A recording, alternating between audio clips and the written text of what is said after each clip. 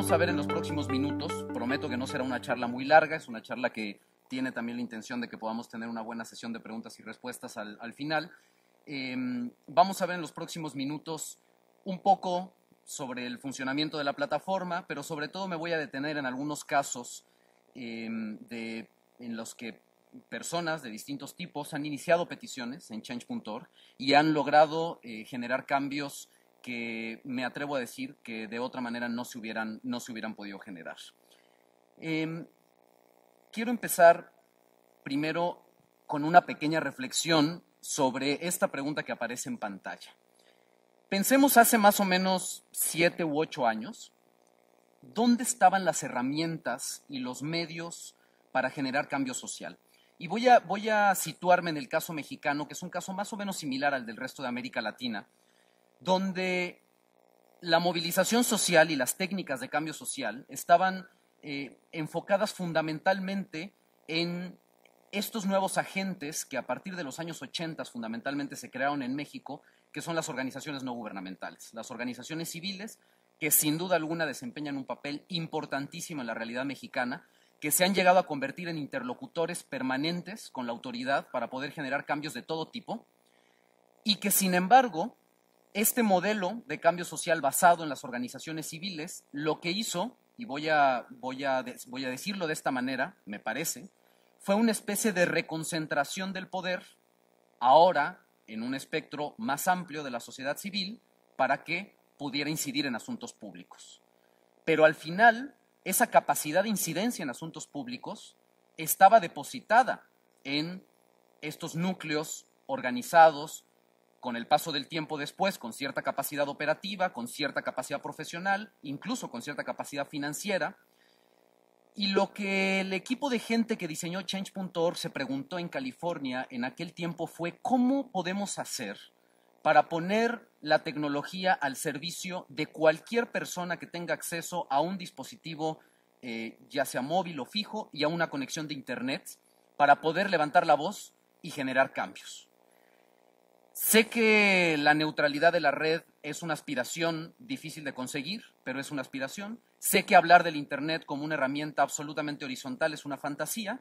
Lo que sí permite es un acceso muchísimo más abierto a mecanismos de comunicación que permiten que la ciudadanía, dispersa, plural, con múltiples expresiones, se pueda acercar a tomadores de decisiones. Y esa fue la idea con la cual, respondiendo un poco a esta pregunta, pensaron en aquel momento que una plataforma de peticiones podía ayudar a que la gente se fuera reuniendo en torno a temas que fueran de su interés para pedirle a tomadores de decisiones que pusieran atención en esos temas y que buscaran alguna solución para poder enfrentarlo. Y entonces, como parte de estos esfuerzos, uno de los primeros planteamientos que voy a decir nos hicimos, aunque yo no estaba en ese momento, fue: queremos tener como Change.org una agenda de cambio social específica. Nos interesa decir, por ejemplo, donde yo trabajaba antes en Amnistía Internacional, pues claro, había una agenda muy concreta y entonces nos interesaba combatir los abusos militares, combatir la violencia contra las mujeres, etc. A Change.org le interesaba cambiar cosas específicas. La respuesta fue no. No nos interesa cambiar cosas específicas porque creemos que en realidad quienes tienen que decidir qué es lo que tiene que cambiar es la propia sociedad. Y vaya sorpresa que nos hemos llevado. Yo, viniendo del medio de los derechos humanos, pues creía que lo que más le interesaba a la gente era acabar con la tortura, acabar con la pena de muerte, acabar con las amenazas y los homicidios de periodistas en nuestro país. Pues la sorpresa fue enorme, porque no es cierto que eso es lo que más le interesa a la gente. En este momento tenemos una base de datos muy grande en México que más o menos es un buen monitor para ver dónde están las inquietudes de cambio social de la gente, y siento decirles que la respuesta no es esa. Y entonces pensamos que en lugar de ganar unas cuantas batallas a través de una agenda temática específica, nuestra apuesta iba a ser ayudar a cambiar las reglas del juego. ¿En qué sentido ayudar a cambiar las reglas del juego? Bueno, las reglas de un juego que durante mucho tiempo han generado una dinámica de hiperconcentración del poder en las manos de unos cuantos. Y cuando digo hiperconcentración del poder en las manos de unos cuantos, no estoy hablando únicamente de gobiernos, de partidos políticos, estoy hablando de empresas, estoy hablando de jerarquías eclesiales, estoy hablando de tomadores de decisiones en escuelas y en universidades. Estoy hablando de toda aquella persona que tiene en sus manos tomar una decisión que puede tener un impacto público sobre miles o millones de personas. Y esa realidad de disparidad en la distribución del poder es la que nos interesaba ayudar a cambiar, y para ello fue que diseñamos esta herramienta. Una herramienta que al día de hoy, más o menos 7 años después de haberse lanzado a nivel mundial, tiene 160 millones de usuarios, está creciendo todo el tiempo. 20 millones de esos usuarios están en América Latina y 4.5 millones de ellos están en México. Somos por mucho la plataforma de peticiones en línea más grande del mundo, por supuesto en México también, y permite esto, no solamente, como les decía en un principio, tener una especie de radiografía de dónde están los intereses de cambio social de la gente, sino lo más importante que es que los esfuerzos de cambio social no se entiendan como esfuerzos aislados de gente que levanta la mano en solitario atrás de un salón y dice, pues a mí me interesa que se respeten los, el cuidado de los animales, u otra persona que levanta la mano y dice, a mí me interesa que se proteja el bosque de la primavera, u otra persona que levanta la mano y dice, yo quiero que se apruebe un sistema nacional anticorrupción, etcétera, etcétera, etcétera, sino que estos temas en realidad tienen un montón de gente interesada alrededor que puede generar una masa crítica que obligue a los tomadores de decisiones a voltear a ver estos temas y encontrar una solución al respecto. Ahora, comenzamos como una plataforma de peticiones que lo que hacía básicamente era una persona cualquiera inicia una petición, la comienza a circular en redes sociales y la gente la va firmando para que haya un entendido de que ese tema es un tema relevante socialmente hablando. Sin embargo, nos empezamos a dar cuenta con el paso del tiempo de que eso no era suficiente y nuestros mismos usuarios nos fueron empujando a desarrollar otro tipo de herramientas tecnológicas que ayudaran o que permitieran que la gente que tenía contacto con la plataforma pudiera explotar todo su potencial de cambio social. Y así desarrollamos una herramienta de actualizaciones, por ejemplo, donde los iniciadores o iniciadoras de peticiones pueden, de manera muy sencilla, escribir un texto que le va a llegar por correo electrónico a todos sus firmantes. Piensen ustedes en el poder de comunicación que esto significa, y ahorita les voy a poner algunos ejemplos, para personas que quizás antes tenían 100 o 200 seguidores en Twitter y que de pronto tienen una petición con 80,000 firmas, 80,000 personas, que no nada más son 80,000 personas que están en relación con él o con ella, sino que son 80,000 personas que están interesadas en el mismo tema que esa persona está interesada en cambiar.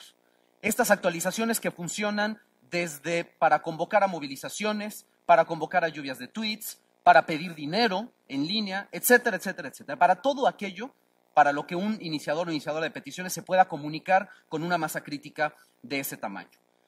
Tenemos después, o tuvimos después, una serie de situaciones que nos hicieron entender la enorme oportunidad que teníamos, no solamente de que los iniciadores de peticiones se comunicaran con su audiencia, sino de que los tomadores de decisiones a los cuales esas peticiones se estaban dirigiendo pudieran también entrar en diálogo con esa audiencia. Y esto para nosotros es importantísimo porque digamos que en el ciclo completo de una petición, este es el 50% de la historia. El primer 50% de la historia es que alguien levante la mano y diga, yo voy a iniciar una petición sobre este tema, y se junte un montón de gente interesada alrededor de ese tema. Pero la siguiente parte de la historia, la segunda parte de la historia, es que el tomador o la tomadora de decisiones, de quien depende que ese tema cambie, escuche. Y para que esa persona escuche, lo que es muy importante es que pueda entrar en comunicación con esa misma audiencia a la que el iniciador o la iniciadora de peticiones tiene acceso. Entonces lo que hicimos fue desarrollar una herramienta que le llamamos perfiles verificados para tomadores de decisiones. ¿Qué significa esto? Que un tomador de decisiones, que puede ser el presidente de la República, que puede ser el director de una empresa o la empresa misma, que puede ser el rector de una universidad, quienes ustedes se imaginen, puede abrir su perfil verificado y cada vez que alguien le dirige una petición, cuando ese tomador de decisiones entra a la petición, le va a aparecer un botón rojo ahí enorme que dice responder petición. Y esa respuesta le va a llegar por correo electrónico a todos los firmantes de esa petición. Lo cual es muy interesante porque entonces empieza a ocurrir aquello que es en realidad la última vocación de Change.org, que es detonar un diálogo entre ciudadanía y tomadores de decisiones. para que entonces esta aspiración que yo les platicaba en un principio se materialice, que es la redistribución del poder. Y la redistribución del poder no pasa únicamente por un llamado de destitución de un político. Pasa por generar entornos de diálogo entre tomadores de decisiones y una sociedad que tiene un montón de cosas que exigir y que está empujando por que aquellas cosas ocurran, que pueden ser desde temas enormes, como pedir una modificación a la Constitución, hasta temas aparentemente muy chiquitos y muy locales, como pedir que se pinte una cancha de básquetbol dentro de una universidad, o que se arregle la banqueta que está fuera de la escuela de los hijos de una señora en la periferia de Cancún, o cualquier otra cantidad de ejemplos que tenemos por miles en la plataforma todo el tiempo. Estas respuestas de los tomadores de decisiones, además, ayudan a construir incentivos para que los tomadores de decisiones se acerquen a la ciudadanía. Y aquí cierro este tema con un comentario que me interesa muchísimo. Algo que nosotros hacemos en el equipo de Change.org es reunirnos permanentemente con tomadores de decisiones para invitarlos a que respondan peticiones. Y lo que nosotros les decimos es que si ellos se niegan a responder aquello que la ciudadanía les está reclamando, lo cual no significa responder positivamente, si hay argumentos para no responder positivamente, entonces hay que explicar cuáles son esos argumentos, de la manera más racional y más mejor comunicada posible. Pero si no lo hacen, lo que va a ocurrir es que su gobierno, o su partido político, o su empresa, va a empezar a hundirse en un hueco de irrelevancia que les va a costar muchísimo. Porque en este momento la única forma de ser relevante públicamente es entablando diálogo con la ciudadanía. No hay de otra. Es un paradigma de la construcción del poder en el que estamos parados en este momento. Es un paradigma que no existía hace décadas, me atrevo a decir que no existía hace años, y que cada vez va a ir cobrando mayor y mayor y mayor fuerza. Entonces, si yo soy director de una empresa y me niego a responder una petición de ese tipo, va a haber un problema muy serio de construcción de marca y de cómo me paro yo frente a una audiencia a la que estoy intentando convencer de que consuma mi producto. Me vienen a la cabeza un montón de ejemplos, pero sigo adelante mejor porque si no se me va a acabar el tiempo con ellos y vamos a ver un poco más adelante algunos.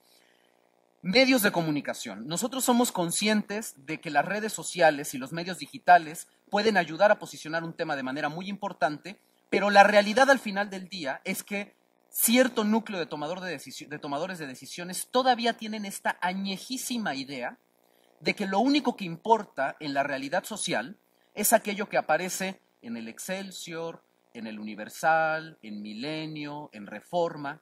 Al grado, se los voy a decir, que muchas oficinas de comunicación social de muchos gobiernos, no les voy a poner nombre, pero pónganle el nombre que ustedes quieran, yo lo he visto en muchísimas de las oficinas, los reportes de prensa que reciben en la mañana no incluyen medios digitales, ni siquiera portales de noticias digitales, ¿eh?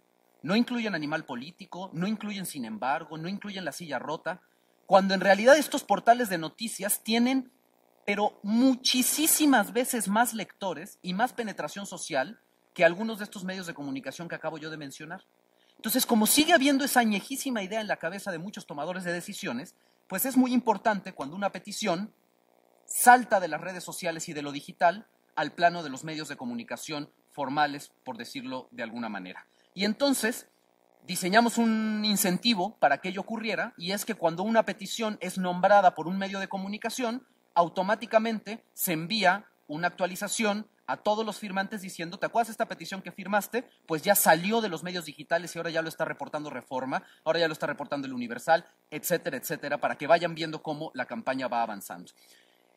Y diseñamos otro montón de herramientas, dentro de las cuales está la posibilidad de descargar archivos en PDF y en otros formatos para que pueda la gente hacer eventos de entregas de firmas, reuniones con los tomadores de decisiones para mostrarles todo el apoyo social que tiene su causa, etc.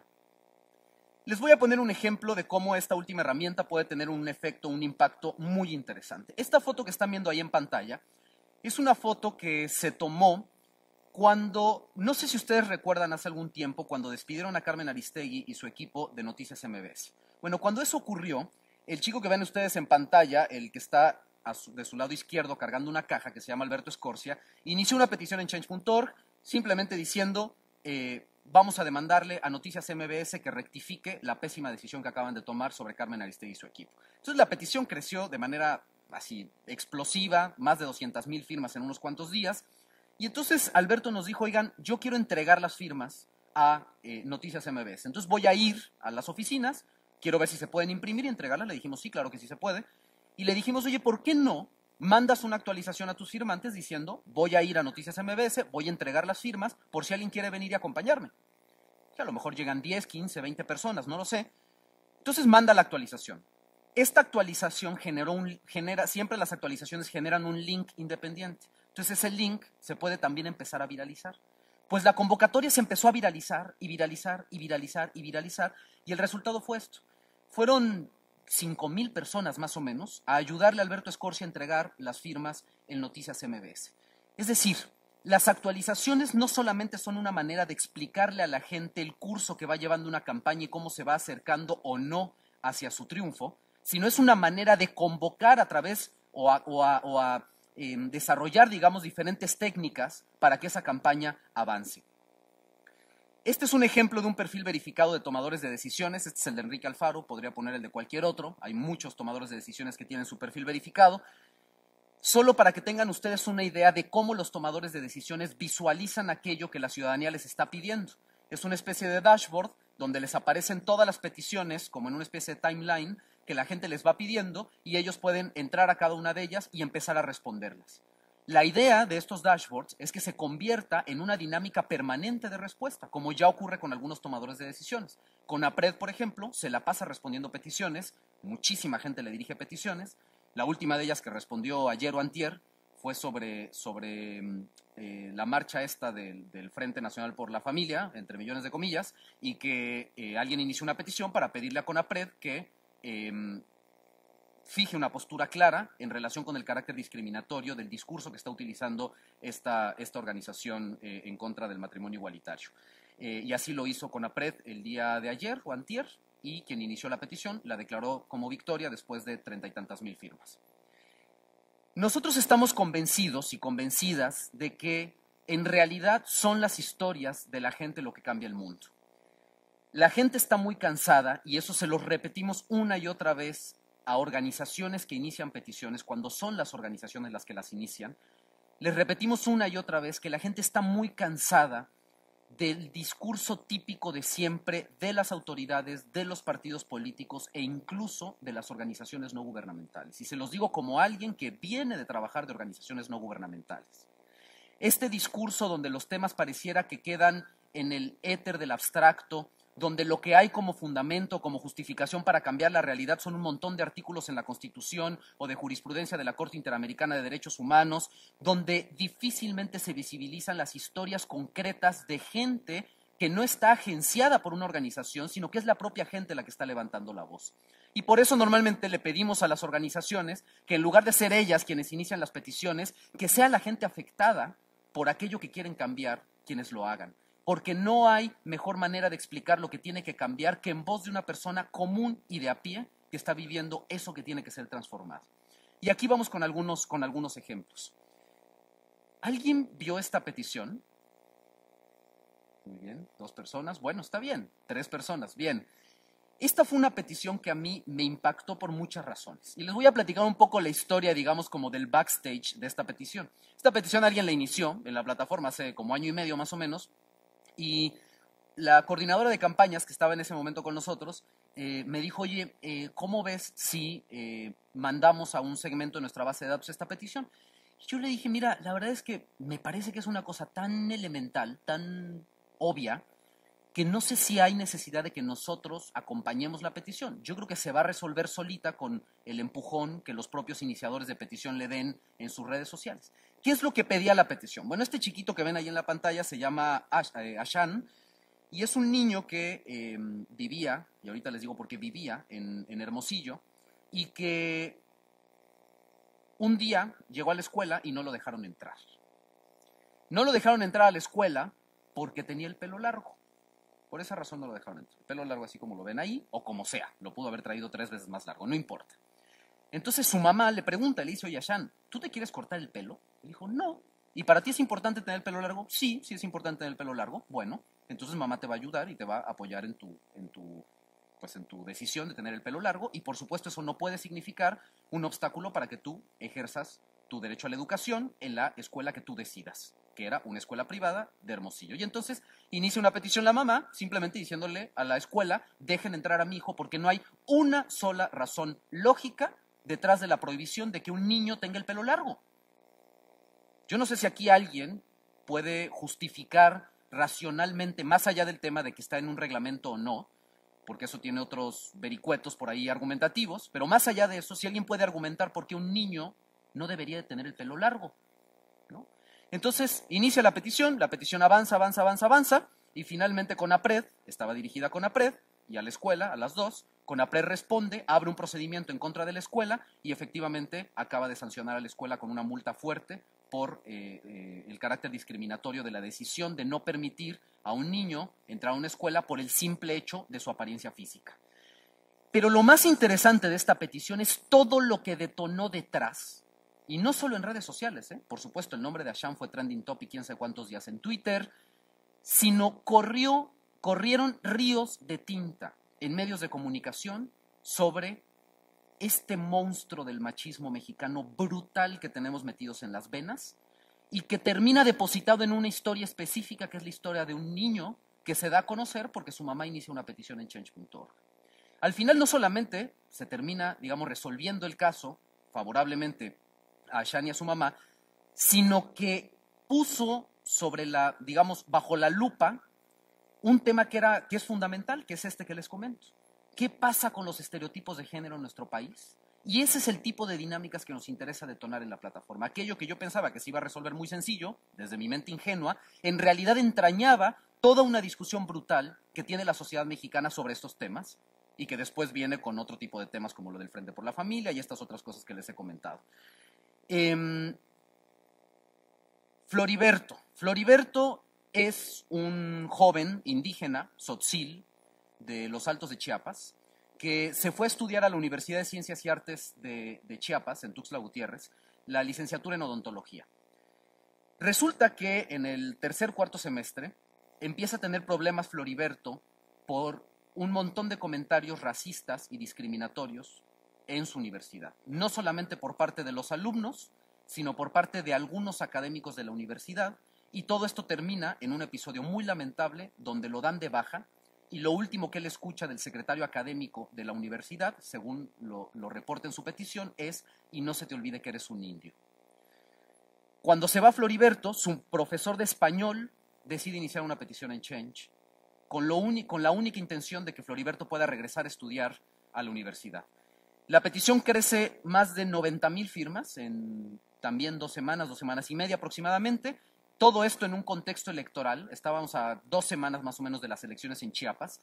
Y el iniciador de la petición, le recomendamos nosotros que mandara una actualización durante 5 días seguidos, invitando a sus firmantes a bombardear con tweets al gobernador del estado de Chiapas y al rector de la universidad, solamente con una pregunta, cada quien con sus palabras, que era: ¿cómo te atreves a pedirme mi voto si no eres capaz de garantizar educación a un joven indígena? Y esto ocurrió durante 5 días más o menos, hasta que finalmente fueron a buscar a Floriberto y fue reinscrito a la universidad. Él pidió que hubiera una disculpa pública por lo que había ocurrido y efectivamente tuvo el rector que convocar una rueda de prensa y pedirle una disculpa por lo que había ocurrido. El caso en ese momento estaba ya en un montón de medios de comunicación, incluidos medios de comunicación estadounidenses, porque si bien es una dinámica de discriminación habitual en nuestro país, aquí estaba ocurriendo algo diferente. Aquí las cosas estaban empezando a cambiar, porque alguien levantó la voz y se empezó a convertir en una especie de punto de inflexión en esa historia en particular que podría replicarse en otros casos. Esta es una petición que tiene que ver con Monterrey. Fue una petición de hace aproximadamente 2 años y medio. ¿A alguien le suena este tema que tuvo que ver con esta ciudad? ¿No? ¿A nadie le suena el nombre de Richard Cohen? ¿Sí? Por acá. Bueno, Richard Cohen es un señor que viaja por el mundo presentando libros que tiene sobre una supuesta cura de la homosexualidad. Un discurso, por supuesto, que tiene un montón de implicaciones en temas de género y en temas de no discriminación. Y él consiguió un espacio para venir a presentar sus libros en una escuela aquí en la ciudad de Monterrey. Entonces un chico inició una petición dirigida a la escuela para pedirle que retirara la invitación a Richard Cohen para hablar de esto.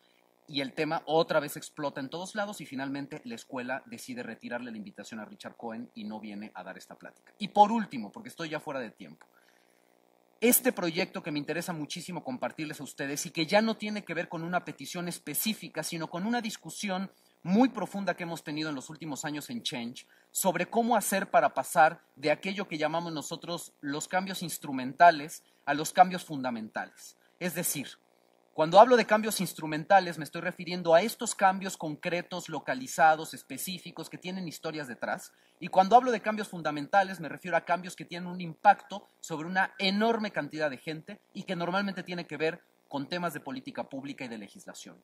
Entonces hicimos un acuerdo con el gobierno de la Ciudad de México en el contexto de la redacción de la nueva Constitución para la Ciudad de México. Como ustedes saben, se está redactando en este momento la primera Constitución de la Ciudad de México, y lo que acordamos es que el jefe de gobierno instaló un grupo de 30 personas que redactaron el proyecto de Constitución. Lo que acordamos con el jefe de gobierno fue que toda petición que se iniciara en change.org que rebasara las 10,000 firmas, quien inició esa petición se iba a poder sentar a discutir el tema que le interesa con 3 representantes de ese grupo redactor de la Constitución. Si la petición rebasaba las 50,000 firmas, se iba a poder reunir con el pleno del grupo redactor de la Constitución para poder dialogar sobre el asunto. Bueno, al final fueron 12 peticiones las que rebasaron las 10,000 firmas.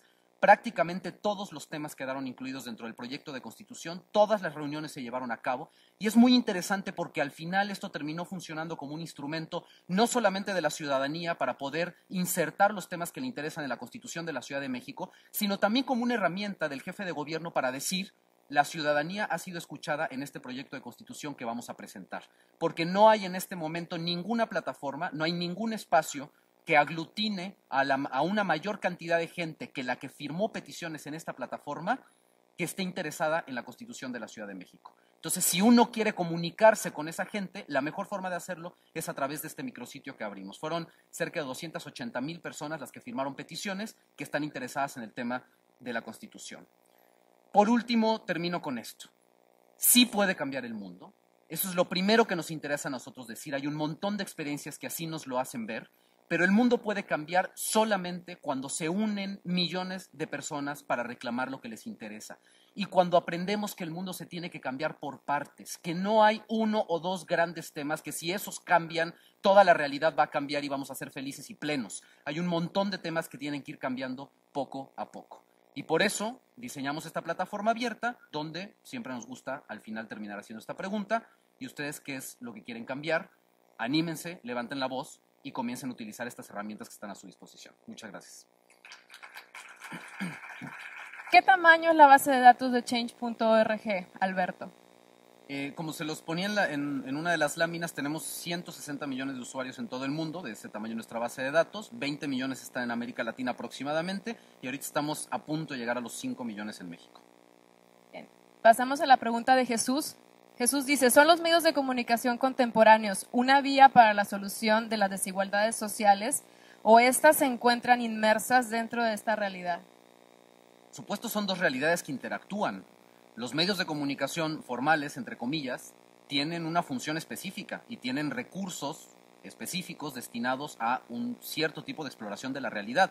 Es decir, las redes sociales no van a ser la calidad de investigación de la Casa Blanca de Enrique Peña Nieto. Para eso se necesitan periodistas profesionales que durante 2 años estuvieron trabajando en un reportaje de ese tipo, etc. Ahora, eso después comienza a interactuar con la realidad digital y empiezan a ocurrir un montón de cosas en ese intercambio. Después la realidad digital es retomada también por los medios de comunicación formales. Creo que son dos realidades que van operando de manera simultánea y que juntos, por supuesto, pueden generar un cambio importante. Solo termino diciendo, por eso es que decidí estudiar una segunda maestría en periodismo, porque definitivamente creo que el análisis de la realidad desde la lógica periodística definitivamente puede generar cambios totalmente insospechados. Y hay casos brutales de presidentes de países que han caído por reportajes periodísticos. Entonces me parece que ambos tienen un valor importante. Bien, siguiente pregunta. ¿Cuáles tomadores de decisiones mexicanos actualmente tienen un perfil verificado en change.org? Muchísimos. Tenemos servidores públicos de los 3 niveles de gobierno, federal, estatal y municipal. Tenemos legisladores y legisladoras también, senadores y senadoras, diputados locales también. tenemos empresas de todo tipo, desde empresas de industria alimentaria, empresas de mascotas, empresas de todo tipo. Tenemos rectores de universidades, la Universidad Iberoamericana, la UNAM, me parece que el Tecnológico de Monterrey también, la Universidad de Veracruz, el ITESO, un montón de universidades y todo el tiempo estamos trabajando para buscar que los tomadores de decisiones respondan cada vez más. Les comento aquí una pequeña anécdota también al respecto. Hay una petición ahorita que está creciendo mucho de un señor que se fue a la Patagonia de viaje con su hijo, tuvieron un accidente y su hijo quedó en coma. Ellos tenían contratado desde hace años un seguro con American Express, un seguro de gastos médicos por hasta $1 millón y American Express, según lo reporta en su petición este señor, no estaba cumpliendo con las condiciones de la póliza. Entonces, inició la petición tiene 90,000 firmas más o menos en este momento, y hace 2 días me busca por correo electrónico el vicepresidente de comunicación de American Express, muy preocupado por la campaña. Lo que nosotros les decimos siempre es, respondan. Si ustedes creen que tienen la razón porque han cumplido con todo, comuníquenlo de manera adecuada y gánense a esa audiencia de 90,000 personas que tienen alrededor. Esa lógica del avestruz, de yo escondo la cabeza bajo la tierra mientras pasa el escándalo y ya después la vuelvo a subir, es un fracaso total porque el escándalo va a regresar después. Si no tienes una lógica de comunicación permanente con la sociedad, no vas a lograr construir una posición relevante frente a ella. Y por eso todo el tiempo estamos buscando que más tomadores de decisiones abran perfiles. Siguiente pregunta de Ana Catalina. ¿Los tomadores de decisiones no tienen obligación legal de cumplir con lo que las peticiones piden, aunque se junte una cantidad grande de firmas? No lo tienen en este momento. Hay ejercicios muy interesantes en otros países que han hecho cosas similares, sí con vinculatoriedad legal. Por ejemplo, en Reino Unido tienen un sistema de peticiones donde toda petición que rebasa las 100,000 firmas tiene que ser discutido el tema por la Cámara de los Comunes. Y es algo que nos ha interesado a nosotros mucho impulsar con gobiernos en México. Por eso comenzamos con este proyecto de la Constitución, porque nos interesaba empezar con un proyecto específico a mostrarle a la autoridad cómo detonar esos canales de diálogo con la ciudadanía es algo que al propio gobierno le conviene. No hay mejor carta de presentación ante la ciudadanía que decirle a la ciudadanía te estoy escuchando. Y una de las cosas que le decíamos además al gobierno de la Ciudad de México es no sean absurdos. Hay muchas peticiones que ustedes mismos están cumpliendo, pero no están comunicándolo. Y muchas veces no lo comunican solamente porque la decisión de si comunicar o no y cómo comunicarlo se pierde en el laberinto de burocracia de quién toma la decisión, cómo se toma, etcétera, para comunicar. Pero en realidad están diciendo que sí a las cosas. No sé si recuerdan, y les pongo ese último ejemplo, cuando se aprobó el Sistema Nacional Anticorrupción y había un artículo que lo que hacía era obligar a las empresas a presentar su ley 3 de 3. Alguien inició una petición, lo cual parecía ser un absurdo total. Es decir, si cualquier persona que tiene contacto con recursos públicos tiene que presentar su 3 de 3, pues olvídense, casi que todos nosotros vamos a tener que presentarlos, porque en algún momento vamos a tener algún tipo de contacto con recursos públicos. No sé si todos, pero una parte muy importante de la población, y esto se hace inoperante. Se inicia una petición, muchísimas firmas, y finalmente Peña Nieto veta ese artículo de la ley, y sin embargo nunca lo comunicó. Entonces muchas veces lo que hay simplemente es un absurdo de no comunicar lo que se está haciendo bien. Me parece que también porque en el fondo muchos tomadores de decisiones tienen un franco desprecio por la ciudadanía. No les interesa la ciudadanía porque han vivido en una cápsula creyendo que su lógica de preservación del poder, en el poder, no tiene nada que ver con el contacto que tienen con la población. No se han dado cuenta que el paradigma de desarrollo de ciudadanía que tenemos en este momento es totalmente diferente y a la larga les va a terminar costando muchísimo. Pregunta de Rogelio, ¿se ha intentado legislar o hacer instrumento legal Change.org para efectos de plebiscito, revocación de mandato o recolección de firmas de candidatos independientes? Nos lo ha planteado mucha gente, nosotros encantados de hacerlo, pero esto es algo que pasa por un tema de política pública y de cómo se diseñan mecanismos de gobierno abierto, mecanismos de participación ciudadana, y también se los digo francamente, no tiene que ser Change.org, es decir, puede ser cualquier dinámica desde medios digitales que ayuden a romper esta estructura impenetrable que en ocasiones hay de los mecanismos de representación popular. les voy a un tema que surgió con todo el proyecto de la Constitución, con la Consejería Jurídica de la Ciudad de México. Nosotros se los decíamos porque había gente que estaba iniciando peticiones sobre ese tema. ¿Qué pasa si ustedes obligan desde la Constitución de la Ciudad de México a desarrollar mecanismos tecnológicos para generar alternativas de ejercicio directo de democracia y de toma de decisiones? Es decir, se va a votar una ley, ¿por qué no la puede votar la ciudadanía desde dispositivos móviles, incluso públicos? Se va a votar un referéndum, pues ¿por qué no la gente lo puede hacer? Hay mecanismos muy sencillos para hacer, bueno, sí tan sencillos, son mecanismos técnicos complejos, pero se pueden poner en práctica. Si la tecnología da para romper el monopolio de representación popular que en ocasiones, insisto, es totalmente impenetrable, que tienen muchas autoridades en México, y creo que vale la pena plantearse la pregunta de si ese monopolio es algo que vale la pena tener. La pregunta es, ¿hay filtros o estándares para que una petición se publique? Más bien tenemos ciertos límites en nuestra política, en nuestros términos de servicio, como lo tiene prácticamente cualquier otra plataforma en Internet. Si ustedes entran a los términos de servicio de YouTube o de Facebook o de cualquier plataforma, se van a dar cuenta que hay unos ciertos términos, ¿no? Esos términos lo que a nosotros nos permiten en casos extremos es bajar peticiones. Nosotros no decidimos qué petición se queda, nosotros decidimos qué petición se baja. Es decir, solo en casos extremos, donde hay distintas condiciones, pero por ejemplo, donde hay discurso de odio, donde hay casos manifiestos de difamación, donde hay incitación a la violencia, etcétera, donde hay bullying, esos casos, esas peticiones, nosotros las podemos bajar automáticamente, no tenemos que pedirle permiso a nadie, simplemente se le comunica al iniciador de la petición la razón por la que se dio de baja. Pasa muy rara vez. Ahora, que no se confunda el discurso de odio con opiniones diferentes. Hay temas sobre los cuales podemos tener opiniones diferentes. Hay gente que dice, oye, pero es que yo firmo todo en change.org. Yo digo, no, pues no firmes todo, firma aquello con lo que estás de acuerdo y que te hace sentido.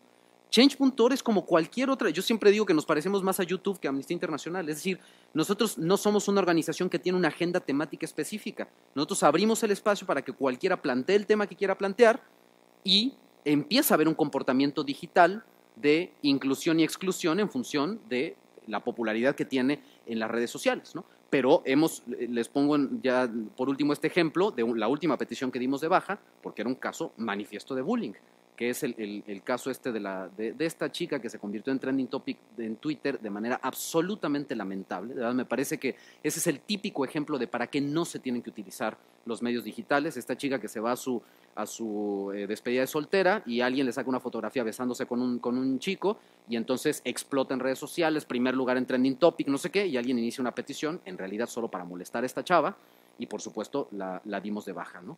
Es un asunto que puede destruirle la vida a una persona sin ningún aporte, sin ninguna contribución social de ningún tipo, ¿no? Entonces, en esos casos lo podemos hacer, pero nosotros no tomamos decisiones sobre si estamos de acuerdo o no con esas peticiones. Hay muchas peticiones en la plataforma con las que yo mismo no estoy de acuerdo y no tengo por qué estar de acuerdo tampoco.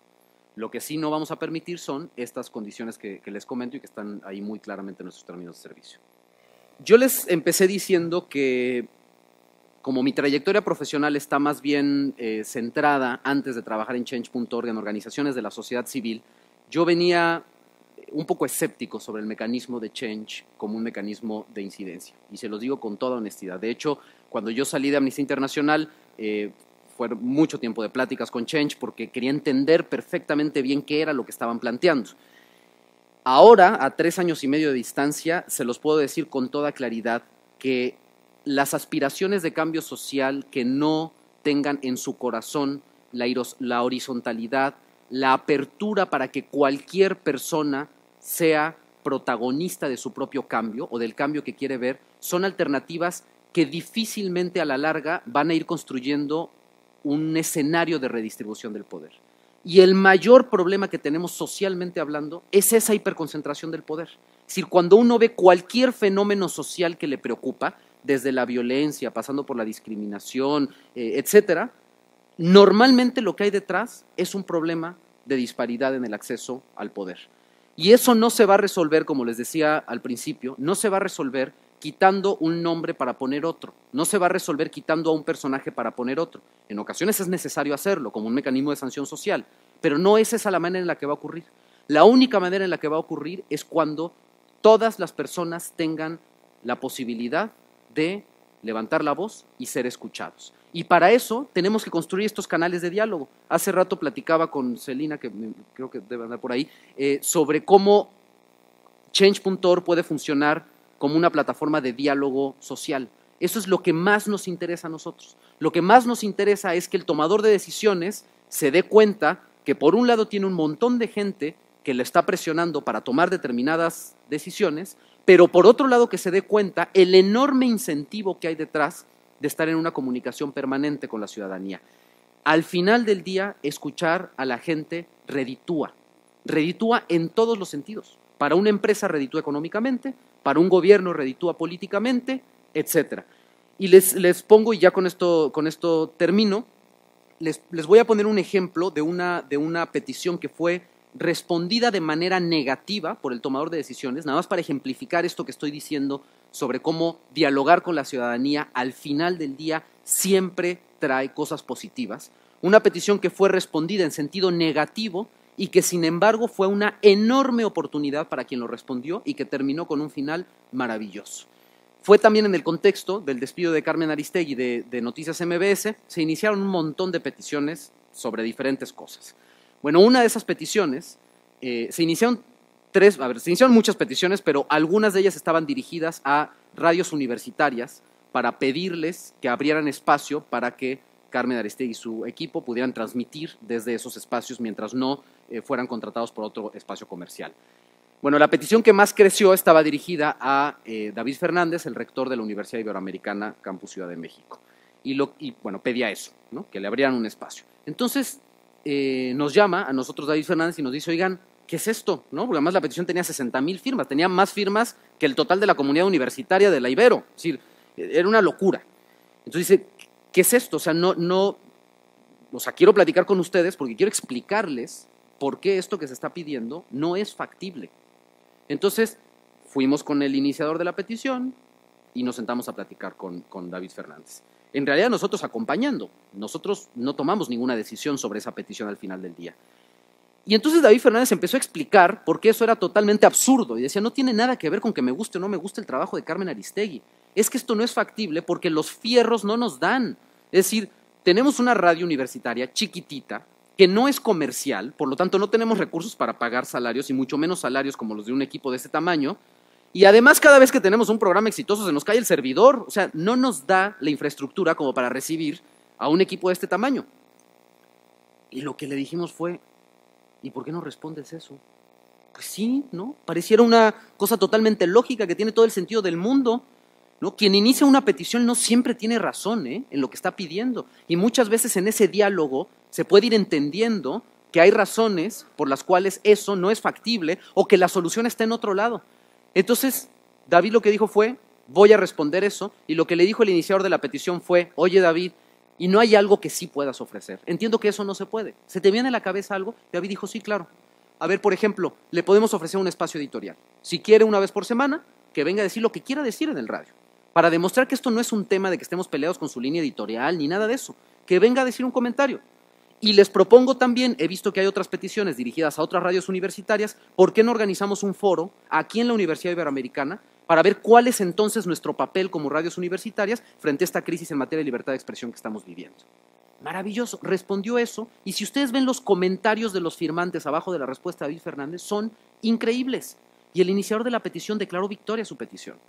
Es decir, al final lo que ocurrió fue un diálogo entre tomador de decisiones y un montón de gente, a través de su respuesta, que termina llegando a un tema de sentido común y diciendo, pues claro, por supuesto, esto puede concluir de esa manera, ¿no? Entonces, cierro con esto diciendo, mientras la sociedad se acerque a los tomadores de decisiones y los tomadores de decisiones a la sociedad, y eso redunde en una redistribución del poder, Change.org va a haber cumplido su cometido. Esa es nuestra chamba, esa es nuestra labor, y solamente se va a poder materializar si todas y todos ustedes la utilizan, que para eso estamos nosotros aquí. Muchas gracias.